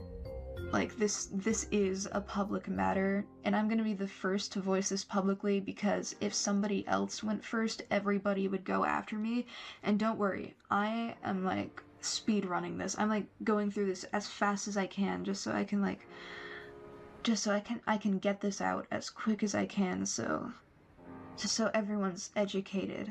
Ah, so the other motivation for rushing out the video is narrative control. I mean, that isn't inherently a bad thing, but it is quite bizarre that Birdie acknowledges if he wasn't to do so first, the internet would be against him. Either way, the large majority of the rest of the 30-minute video is just Birdie going over the Cindy Bear allegations, which again, I've already covered in a video, so I have no interest in rehashing them here. However, Birdie does provide some additional claims in regards to his experiences with Cindy Bear. Specifically, he claims that before moving in, Cindy Bear had... Fuck, this is so deranged. Specifically, Birdie claims that before moving in, Cindy Bear had sent art of Birdie raping Cindy Bear to the roommate that Cindy Bear had before Birdie moved in. Birdie was informed of this by the aforementioned ex-roommate, however, moved in anyway. Look, I'm gonna be real. All of the descriptions of Cindy Bear, Cindy Bear, to the roommate that Cindy Bear had before Birdie moved. Wait. No. I, Jack Lucifer, Esquire the third junior senior, consent to all drawing art depicting us cutting ourselves or each other or consenting adults. And dude, what? What? No. Birdie was informed of this by the aforementioned ex-roommate, however, moved in anyway. Look, I'm gonna be real. All of the descriptions of Cindy Bear sexually assaulting Birdie just sound like awkward sexual encounters in which the lack or presence of consent wasn't made particularly clear to either party. So I find it difficult to definitively state whether there was or wasn't sexual misconduct from Cindy Bear, at least in regards to Birdie, obviously. I wouldn't say Cindy confessed or anything in the confrontation, she just sounded confused, so I honestly have no opinion on this accusation, especially considering how unreliable of a narrator Birdie is. Interestingly, Birdie also stated that Cindy Bear had met his family, so here's the clip of that. It took one conversation for my happy ending to just be ripped out from under me. My friendship with Cindy was all a lie. The opportunity she gave me, her saving my life. We celebrated Christmas together. We celebrated Thanksgiving together. My whole family treated her like she was part of us. Even my parents. We went on vacation with family in Seattle for 4 days very recently. My grandparents paid to fly me and Cindy out to Seattle, and they don't even know her. They gave her $300 to like spend in Seattle, and they didn't even know her. They were so kind and generous to her, and she ended up being a predator. She fucking broke my heart. Let me remind you that these are the same parents and grandparents who were supposedly abusive. Interesting how the described demeanor completely changes when it's convenient to Birdie's narrative of Cindy being a horrible person because she was ungrateful to Birdie's extraordinarily generous parents. Also, don't forget that Birdie was saying in the exact same video 10 minutes beforehand that he doubted he would be able to get housing from his family. I mean, I could certainly believe it, although after hearing that they went on vacation with them and Birdie's family was very kind to Birdie and Cindy Bear, who was essentially a stranger to them, well after Birdie had already made their video accusing them of insane shit, it makes me extremely dubious. The next element of the story would be the tweets that came after this video, although I want to show you this clip first. One time she wanted to find a character AI adjacent thing that let her sext with the AI, and No, one thing that like I don't get, bro, is how like people who are like mentally like deranged like this, like, oh shit, what was I gonna say? Like, I don't know, bro. Like all of these guys, they're like magnets to each other. They just like they all kind of like close in and fucking like. her friends So stupid. didn't give her anything. One time I was cuddling with her and I was on top of her and we were watching something while she was sexting with the AI. I said something. They're all like magnets to the same thing. Something like, "Oh, your heart's beating really fast. You must be scared of whatever we're watching." And she said, They're all "Oh, no, attracting it's for like the another same reason." shit. And I had to tell her So to fucking stop weird. Like sexting with the AI. Like, are they not aware of that shit? Like, are they not aware of like how fucking weird some of the people that they're bringing in are? While I was there. Wow, what an exciting and bright future we have for the human race, getting cucked by an AI chatbot. Regardless, like I said, it's about time we talk about those tweets. I have never done anything like what Cindy has done. I would never endanger a child just to get off. The first notable one would be this tweet from the day after the video "My Roommate Groomed a 14-year-old, I Need Help" was released, or more specifically, September 16th. Within, Birdie states that overnight, his GoFundMe had hit half its goal, so roughly 5K. It looks like rushing that video out in an attempt to control the narrative worked out pretty well for Birdie. Well, at least at first. You can actually see this in the comment section of his video, with overwhelming support being visible from around the time that the video released, followed by about 3 months later a bunch of highlight comments talking about how the older ones had Fucking the following day, on September 17th, Birdie declares that he had managed to escape from Cindy Bear's place with the cat Squirp. However, had to leave the other one, Stupid, behind. He also talked about making a second video on Cindy Bear. However, that prospect lasted all of about a couple days because the situation got too dangerous to cover or something. The most notable tweets are from about 10 days later, on the 29th of September. Birdie had a bit of a spike in activity this day, releasing a metric shitload of tweets, including a 6-tweet thread. The first one states that Birdie had to put his commission artwork he was doing for people to raise money on hold because his Cash App and PayPal had begun declining. This was followed about 9 hours later by Birdie claiming that Cindy Bear had his password, singular I may note, and had used it to break into his Discord to screenshot logs of Birdie talking about Cindy Bear. The damage had already supposedly been done though, as Birdie had to change his password to his bank account and email. It does seem to me as if he had the same password for all of his accounts, which is a mistake I'm sure some of you watching are guilty of and should probably fix. Shortly after this video, of course. Or not, I don't care. Either way, about an hour or two later, Birdie starts the 6-tweet thread stating that he had the realization he had left his old PC at Cindy Bear's place. So does that mean Cindy Bear didn't have his one password and just turned on his computer instead? Also, how the fuck is Birdie this terminally online but still managed to leave his whole ass PC logged in with all his personal details and accounts available at the place of the person he's, well, backstabbing, for lack of a better word? This is some Oxy Monster Rick Schiffner type shit, a fucking level 1 OPSEC type beat. Either way, that isn't even the most insane claim that Birdie lobbies against Cindy Bear in his 6-tweet thread. He also tried to claim that Cindy Bear wants to kill him. I suppose that's the danger that Birdie was referring to, preventing the second video from being made. His evidence for this are these oddly cropped screenshots of text that Cindybear had sent to a mutual friend of Cindybear. Bro, for a second, I thought one of the messages said, "Oh shit, what is it? Wait, what did it say?" It said, "Hold on." I thought this shit. I thought that shit said, "I'm so unbelievably pissed up. I'm jacking off." Bro. And Birdie. Within Cindy's You can see how fucked up this whole video has been. Like at this point, like I'm reading everything wrong. She wants Birdie to die because of how unfair his treatment of her has been, as well as stating that she wanted to kill Birdie. Both of these have no context as to the conversation preceding or following the statements. However, my basic intuition tells me that Cindy is not genuinely threatening to murder Birdie. It's more just a figure of speech to express her frustration with Birdie turning his back on her due to being exposed. There was also this long-ass lunacy-filled text in which she was talking about how she acquired weaponry because she had the belief that someone was in her apartment attempting to kill her.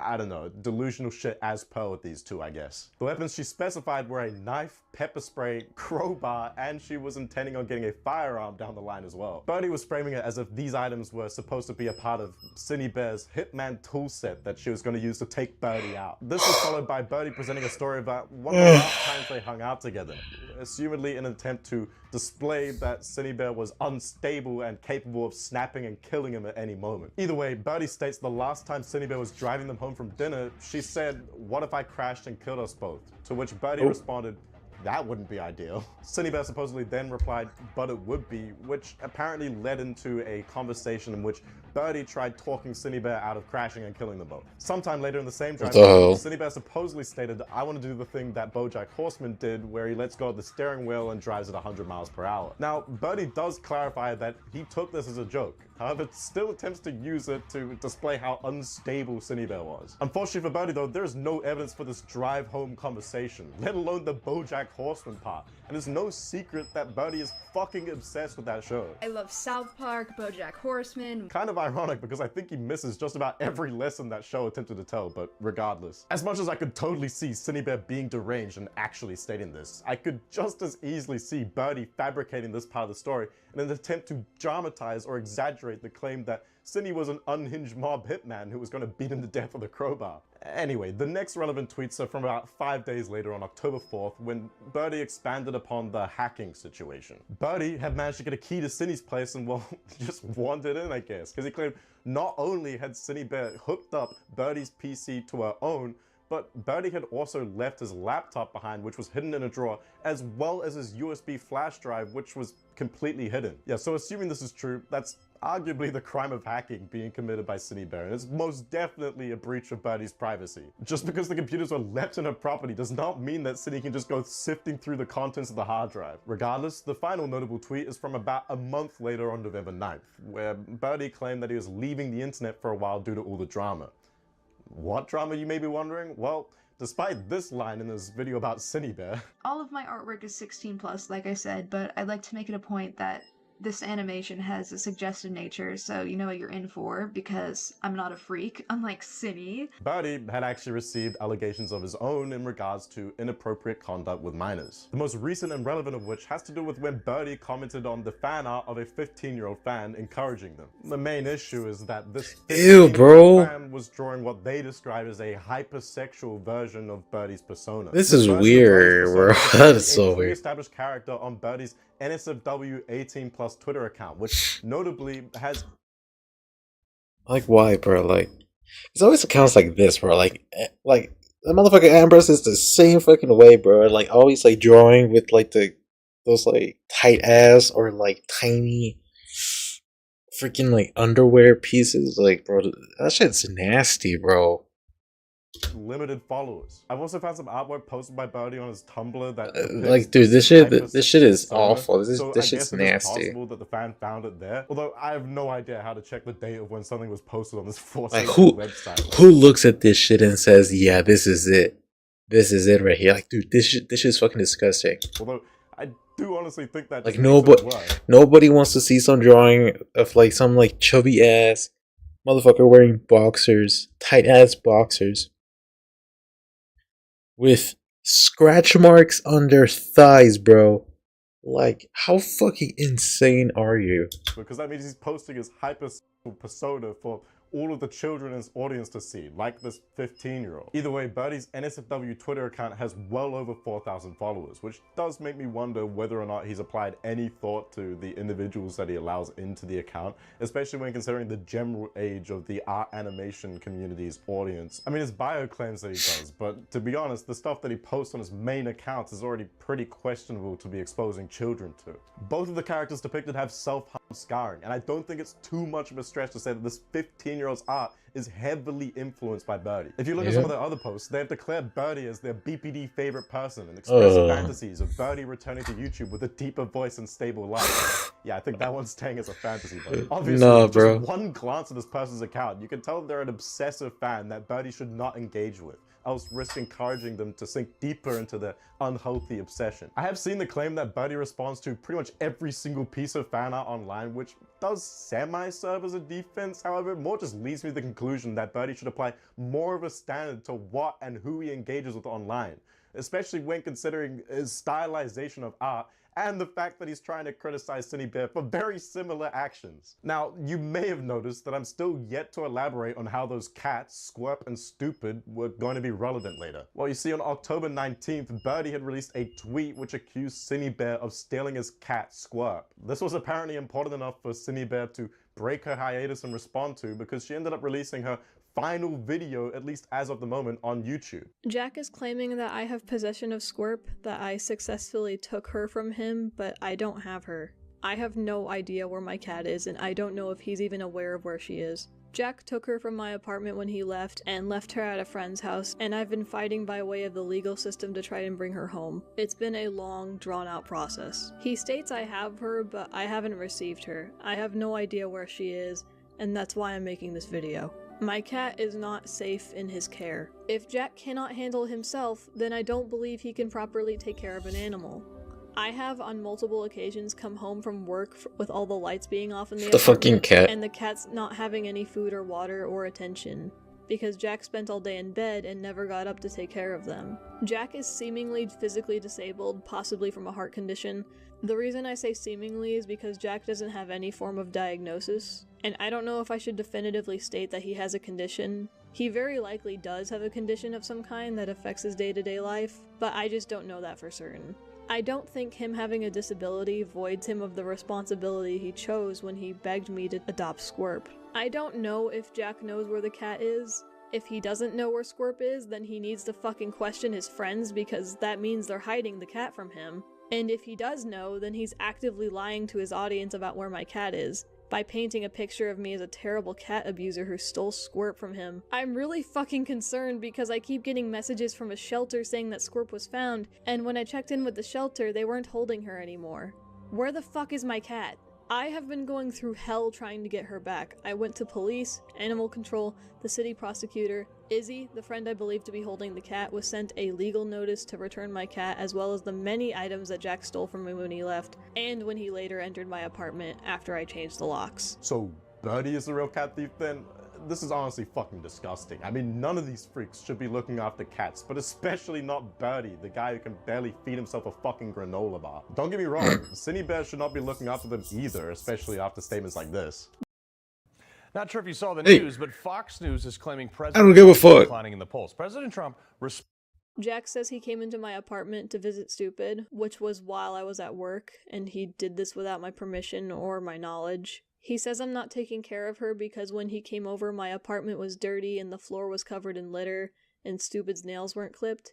And I'm so fucking annoyed because as soon as I came home, the same day he came over, hours after he left, I came home and I was on my hands and knees scrubbing the floor. I swept, I mopped, and I scrubbed the floor to lift up the caked-on litter and cat food. I made that floor sparkle. I have no idea how it even gets to the point where there is cat litter caked on the floor, but at least she can fucking feed them, I guess. Regardless, it seems as if we don't have to worry about either of them being in possession of the cat, because according to Cinebear, when Birdie came over and stole the cat, he ended up dropping it off at a mate's house. This mate goes by the name of Izzy, and yeah, I trust him about as much as I trust Cine to look after that cat. Here's a confrontation between Cine and Izzy that was added at the end of the video. Hot kettle, What are you doing? I'm here for my cat. No. What do you mean, no? Cynthia, you're not allowed here. What do you mean? Cynthia, go home. Your father let me inside. Where's Yeah. my cat? I'm gonna give her to you. What do you mean? Because she's not your cat. Yes, she is. Where is my cat? Cynthia, no. What do you mean, no? Cynthia, go home. What do you mean, no? She's literally my cat. I have the paperwork. I can show you the paperwork, actually. Cynthia, just because you bought this cat for Jack. You said you bought this cat for Jack. That means literally nothing. That does mean something. You bought this cat for Jack, yes? That- You bought this cat for Jack. That doesn't mean anything. Cynthia, simple yes or no? That does not matter. Cynthia, did you buy this cat for Jack? That doesn't matter. Cynthia, did you buy this cat for Izzy, Jack? my name is on the paperwork. Cindy, He will not take care of her. Cindy, go home or I will call 911. And, like, what are they gonna do? Go home or I will call 911. Go. Is this cat yours? Yes. Did you Yes. buy this cat? Yes. Yes? She's my cat. I spent the money. I signed the paperwork. Give me my cat. This cat back.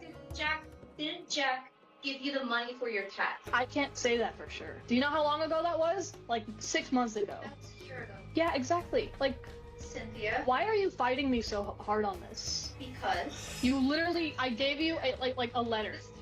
Jack. This cat is for Jack, Cynthia. Give me my cat. Well, it's my cat now. What do you mean it's your cat now? You can figure that out. But Figure Cynthia, that out. Okay. you bought this cat for Jack. You did. You bought this cat for Jack. Yeah, back when I thought, you know, do you want to know how much he did for this cat? A lot. Cuddled with it, like I'm sure that's the most he really did. Cleaned the litter boxes when I asked him to, like only when I asked him to. You know how? You did admit that you bought this cat for Jack. Yeah, sure. For Jack, it's still my cat. Cynthia, why are you even here? I would like to retrieve my cat. No. I don't trust you. I do not trust you with this cat. Go. I want my cat. Cynthia, go. I literally gave you like a court order. Okay, and go before I call the cops. I will call the cops, Cynthia. really cannot believe you. Okay, I'll call 911 then. Go. Get. Go. Fuck you. Fuck you. God. Go. Just go. Just go. Fuck you. And thank you. You have until the 25th.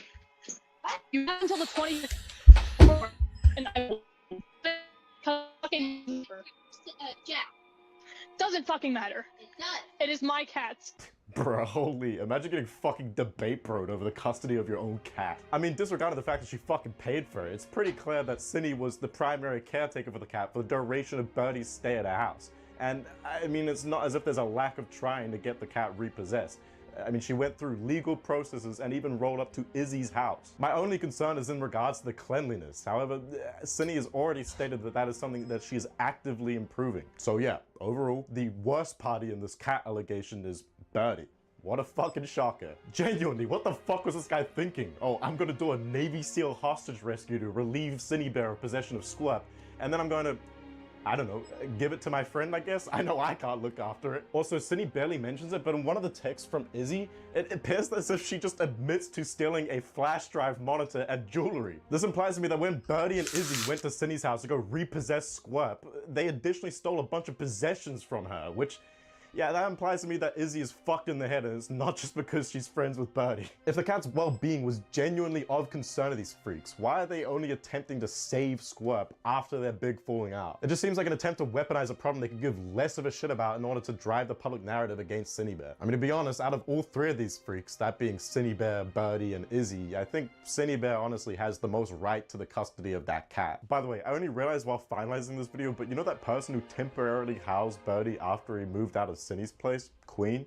Well, that is Izzy. She's posted so many tweets flexing Squirt that I can't help but find it honestly vile. I mean, the cat is in a fucking banner like it's some sort of trophy, for fuck's sake. Additionally, as explained in this fucking deranged wall of text written by Izzy, she is no longer friends with Birdie and Cindy, and has also renamed Squirt to Latte, which, holy fuck this person. They are wretched. There is not one sane person involved in this fucking drama.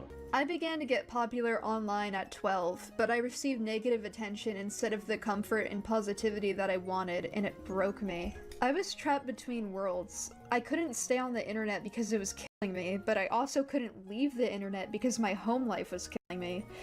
So, I chose escapism, despite how much it was hurting me. If you were to take Birdie and his words at face value, like the large majority of his audience at least originally did, well then you would believe that he has had one of the most unfair, hardship-filled lives of being perpetually abused by every single person he knows except for his siblings. It seems to me though that the one consistent factor in all those stories is Birdie himself. If every single person who attempts to provide support or care to Birdie, whether they family, friends, social worker, eventually ends up ostracized and labeled as abusive by Birdie, well, it begins to make me wonder whether the actual issue in all of these stories is Birdie, especially when Birdie has evidently lied about elements of their narrative, and the only evidence he's provided has been contradictory to his story. It's fucking insane, bro. That's so it's so stupid. Fucking drama is so stupid. Like, I don't know, bro. Like, this shit, that's so fucking ridiculous, bro. Like, is Judge still on? Oh, Judge is still on. Cool. What's he playing?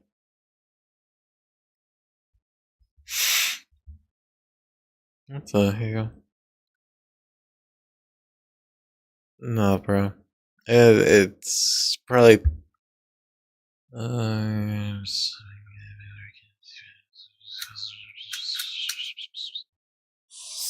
Yeah, it's stupid, bro. Like, I don't know what else to say about it. Like, Birdie, most of that shit, Birdie did it to himself. Like, deadass, like, Birdie did it to himself right there. Like, bro, deadass, like, broke his own leg. Like, legit.